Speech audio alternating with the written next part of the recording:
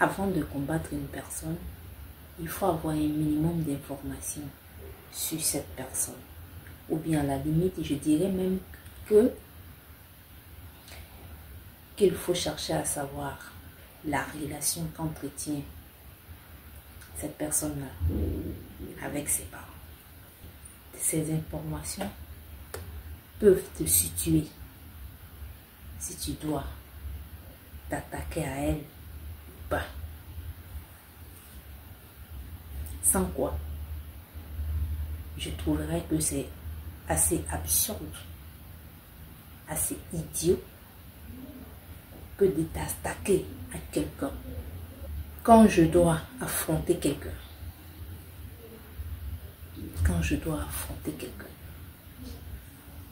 je vérifie ça d'abord avant de le faire. C'est très important. Vous savez pourquoi? Simplement parce qu'on ne s'attaque pas à tout le monde. Il y a des gens qui ont sacrifié leur enfance pour entretenir une relation avec leurs parents. Ah oui, il y a des gens qui ont sacrifié leur bien, rien que pour voir simplement leurs parents être heureux. Il y a des gens qui ont sacrifié tous leurs vêtements, tout ce qu'ils avaient, rien que pour voir leurs parents heureux. Ces personnes-là, je vous déconseille, et ça c'est un conseil d'ami, de vous attaquer à elles. Parce que ce serait peine perdue. Et vous serez toujours humilié de la plus mauvaise des façons. Vous le serez. Parce que c'est ainsi. Parce que Dieu l'a décidé ainsi. Quelqu'un qui a la bénédiction, qui a été chercher la bénédiction de ses parents, ne peut jamais être à la merci de qui que ce soit. Il faut que les jeunes comprennent cela. Il faut qu'on enseigne, on continue d'enseigner cela aux jeunes. Autrefois, la chose la mieux partagée était la recherche de la bénédiction. Aujourd'hui, vous avez foulé cela au pied. Et ce que vous prenez, c'est le gain facile. On apprend aux jeunes à avoir de l'argent, à avoir un statut dans la société, même si cela a été acquis de la plus mauvaise des façons. C'est dangereux. Parce que quand vous allez finir d'acquérir tout cela, beaucoup d'argent, beaucoup de richesses, beaucoup de titres, ce serait sans fondement. Il n'y aura rien pour soutenir tout cela. Et ça peut se couler d'un moment à l'autre.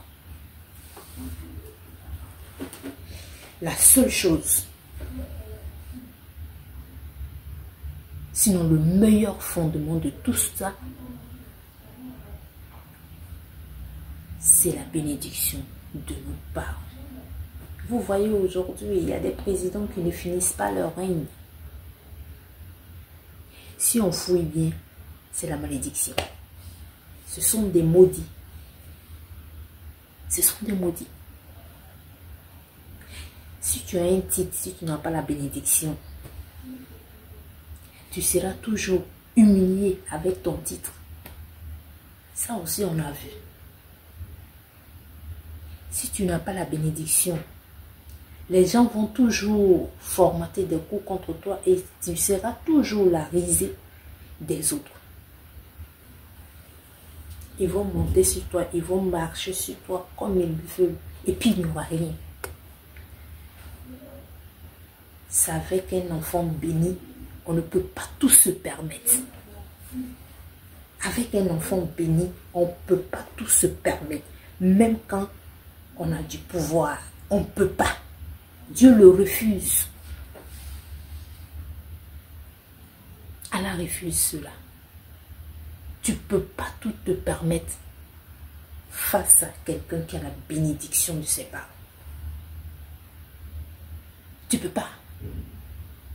Et souvent même, il y en a qui ont l'impression qu'ils disent, moi je me souviens quand moi j'étais à mon premier poste, qu'est-ce que les gens n'ont pas essayé contre moi? Tout. Ils ont tout essayé contre moi de sorte que il y en a qui venaient me dire que toi tu es une sorcière. Il y en a même qui disaient, parce que souvent quand je venais avec mon sac et que des apprenants m'accostaient pour prendre mon sac, souvent c'était tellement lourd que je leur disais, ah c'est bon, merci. Et puis je partais avec le sac. Un jour, une collègue m'a dit, ah mais pourquoi tu ne donnes pas ton sac aux enfants? Il y a quoi dedans? Il y a des gens qui vont penser que vous avez quelque chose sur quoi vous êtes appuyé. Mais bien sûr, vous avez quelque chose, vous avez une arme qui est la barakat des parents. Voir une personne et connaître une personne, c'est pas la même chose, hein? C'est pas la même chose. Ah non, c'est pas la même chose. À moins que tu n'aies d'autres sciences pour appréhender les gens, pour connaître, pour avoir des appréhensions sur les gens, tu ne peux pas te fier à l'apparence des gens et dire avec justesse ce qu'ils sont en réalité.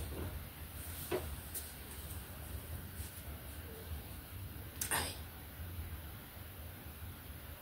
Ah oui.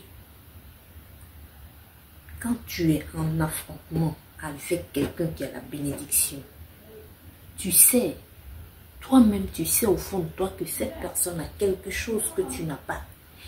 Tu sais, parce que ça ne se cache pas. Mais comme tu n'as pas un certain nombre d'informations sur cette personne-là, donc tu penses peut-être à d'autres choses, à d'autres soutiens mystiques, à des soutiens, je ne sais pas.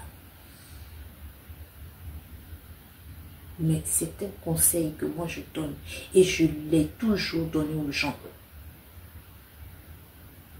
On ne s'attaque pas à tout le monde. Même parler, on ne parle pas de tout, on ne médite. Parce que parler même c'est encore bon, c'est encore positif. On ne médite pas tout le monde. On ne calomnie pas tout le monde. On ne le fait pas. On ne le fait pas. La première cour, quand moi je me suis mariée, la première cour que moi j'ai habité, en ce moment j'étais très jeune. J'étais très jeune, j'étais en classe de terminale. Dans la cour, vous savez un peu comment les gens se comportent dans les cours communes. S'asseoir ça et là et médire les gens.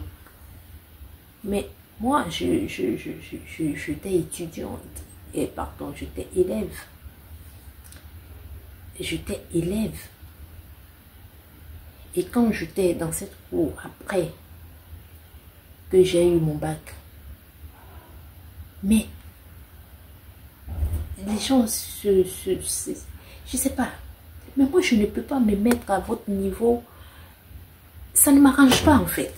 Parce que vous voyez, j'ai à étudier, j'ai à lire des livres, j'ai à faire mon ménage, j'ai à m'occuper de mon bébé. Et puis je laisse tout ça. Je vais m'asseoir avec des dames qui n'ont rien à faire pour m'aider les gens, pour parler de futilité. Mais si je faisais ça, je ne serais pas là où je suis aujourd'hui. Parce que c'est aussi ça, la priorité, la question de la priorité. Recherche de barakat, priorité. C'est très important dans la vie. C'est très important. Je ne suis pas chose partisane du gain facile. Non. Tant que vous avez la barakat, tant que vous avez la bénédiction, affrontez les autres. Affrontez le marché. Allez-y. N'ayez pas peur. Il n'y a rien. Vous avez une arme. Allez-y. Et toute personne qui a la barakat a une confiance en soi. Avoir la barakat, ça te donne une confiance en toi-même. La barakat n'est pas une chose futile, elle n'est pas vaine. C'est beaucoup. Donc, autant exhorter les jeunes vers cette vertu. Autant les exhorter vers cette vertu. Aujourd'hui, on parle, on s'assoit, on donne des conseils aux jeunes. Moi, je l'ai toujours dit, je dis la barakat vaut beaucoup. Il faut la rechercher. Il faut la rechercher. Ma maman disait, quand j'étais petite, et que ma maman, quand elle regarde parmi tous mes frères, elle dit, toi, va faire ça. Et que lui, il grogne. Toi, va faire ça. Et que lui, il grogne. Quand tout le monde grogne, au finish, c'est moi. Et moi, je ne dois pas dire non. Mais à un moment donné, je pensais que la vie me faisait du mal. Elle ne m'aimait pas. Oui, je le disais parfois. Non, elle ne m'aime pas. Elle me maltraite au profit des autres. Elle ne m'accorde pas d'attention et tout ça. Mais aujourd'hui, là, je vois la portée de tout ça. Je vois la portée de tout ça. Il faut la portée de tout ça. Tout un groupe contre moi sur le pied. Ils peuvent rien. Ils peuvent rien. Ils vont venir terminer sur mon pied.